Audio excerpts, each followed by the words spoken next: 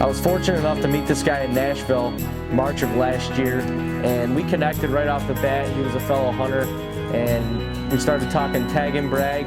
You know, one thing led to another, and a couple conversations later, next thing you know it, Dean and I are heading up to North Dakota at the end of August to hunt his soybean farm. So the first morning we get up, the landowner's nephew, Addison, gave us a little tour of the land. At that point, for the next day and a half, Dean and I's goal was to just gather as much information as possible, where the deer were, how they were moving, and just really see the lay of the land.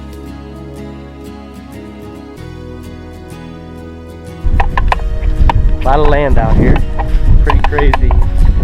Not used to this, but we're gonna try and get it done. We need to find a good spot for this trail camera.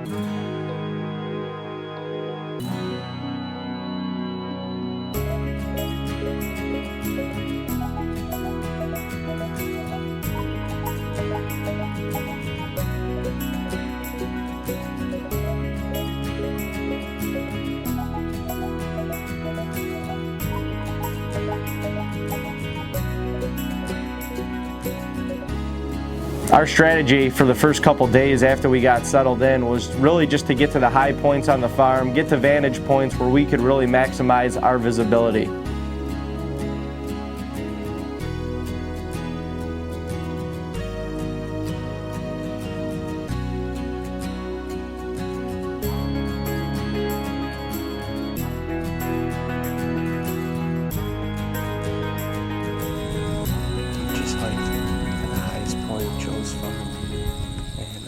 I just wanted to get some better vantage, and then we're standing up here. Dean and I both looked over, and there's a good buck. He's got to be 500-600 yards down across the other hedgerow down there. So what we're gonna do is we're gonna sneak out and around. He popped in the woods, but he was feeding in the beans. He's got to come back out for the night. Really nice buck.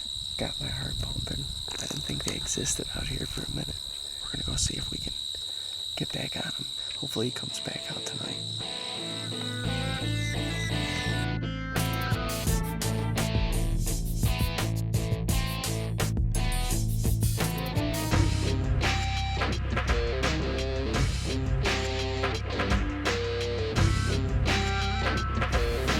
So we're sitting in this hedgerow for about an hour or so, and this buck comes out like 3 hours before dark.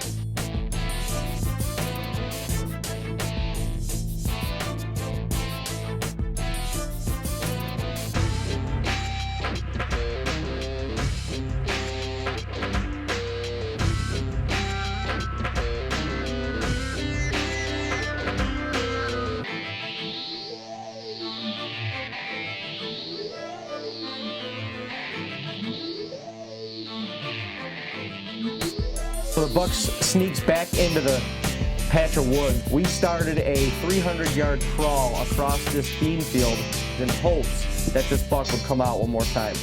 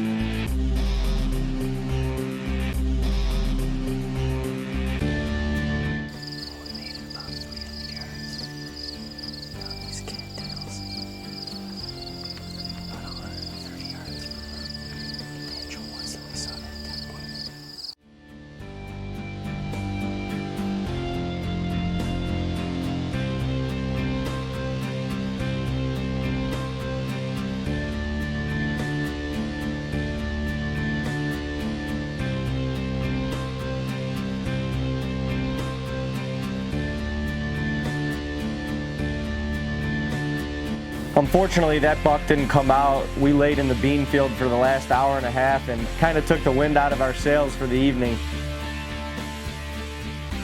So after that night, we were kind of back to square one. We checked our trail cameras the next morning, and we had two good shooters that were working to grow the bone, so we quickly slipped in there and hung a set for that evening.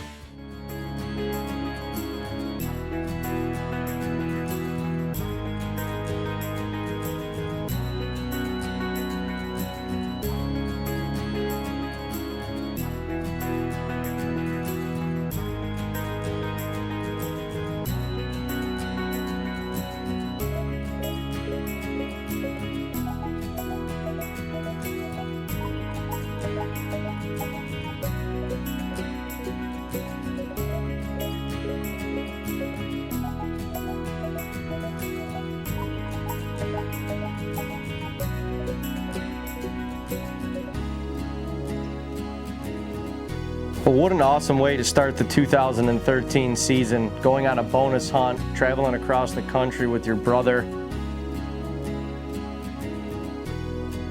Initially going out there, our only tool was our lifelong knowledge of bow hunting. We didn't have a guide, we didn't have any trail cameras previously hung up, and we were looking at the wrong aerial photos for a month and a half before we even went out there. So we went into this thing pretty blindsided, trying to figure out these deer in a completely different world than we've ever really been in. It was a humbling experience as a bow hunter, and you know, in the short time that we were there, we felt like we succeeded.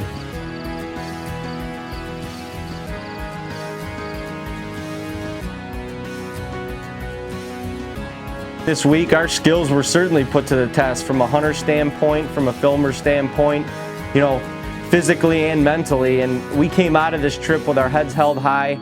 We use all this time and energy and, you know, the experiences that we gained from this week, and we're going to use it as fuel to the fire for next year.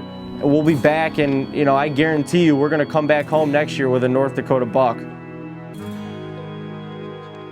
We're packing up, we're heading back east, and, you know, we really can't wait to get back in the tree in our home state of Ohio.